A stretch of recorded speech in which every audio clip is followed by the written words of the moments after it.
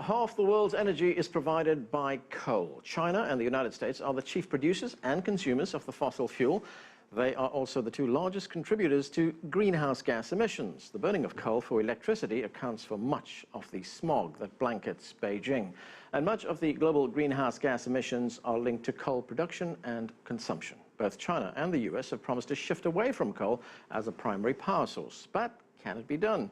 Later in the program, we'll look to a Chinese coal expert about that country's energy policies. But first, CCTV's Sean Calebs takes us to the U.S. state of Mississippi for more on the future of coal. The Southern Company's Kemper plant is unlike any other coal-burning power plant in the world. Rather than spew so-called greenhouse gases into the atmosphere, the Kemper plant transforms coal into a gas. The carbon dioxide is separated, captured, and then pumped into a pipe underground. Bruce Harrington is the assistant plant manager here. Half the world's coal reserve is low-rank coal. If you're going to have to use coal as a power source, which I think you're going to have to do for now, this technology is the cleanest technology on the planet. Officials with the Kemper site say the coal-burning utility plant is revolutionary, and in terms of reducing carbon emissions blamed on global warming, say it could be a game changer.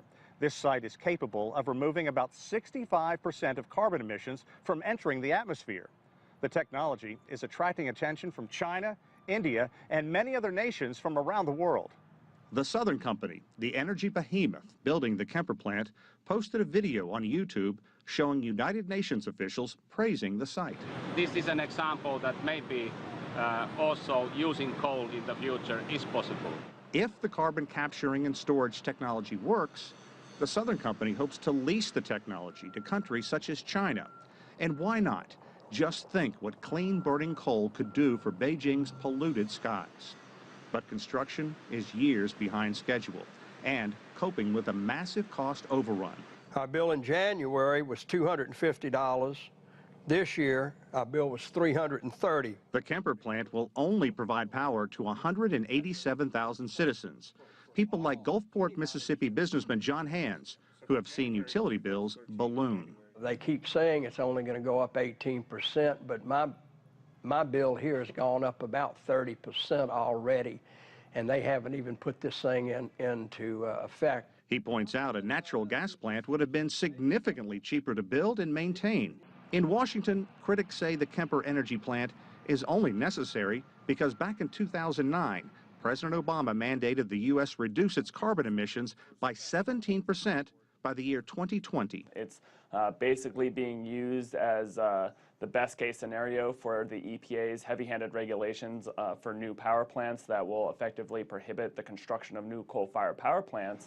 And it's obviously not economically feasible yet. It is the first carbon catching and storage plant built on this scale. Officials here say cost will come down and construction will get easier with the next plant they build. Lessons learned are big, and there's no doubt if you did this again, you could do it more cost effectively. And what's more, this site has a massive deposit of lignite, or brown coal, literally right next door. 40 years worth of low-grade coal that is being mined 100 tons at a time. You've got a lot of countries that have coal as a reserve. They're looking for ways to cleanly use that for electricity generation, and this is an option.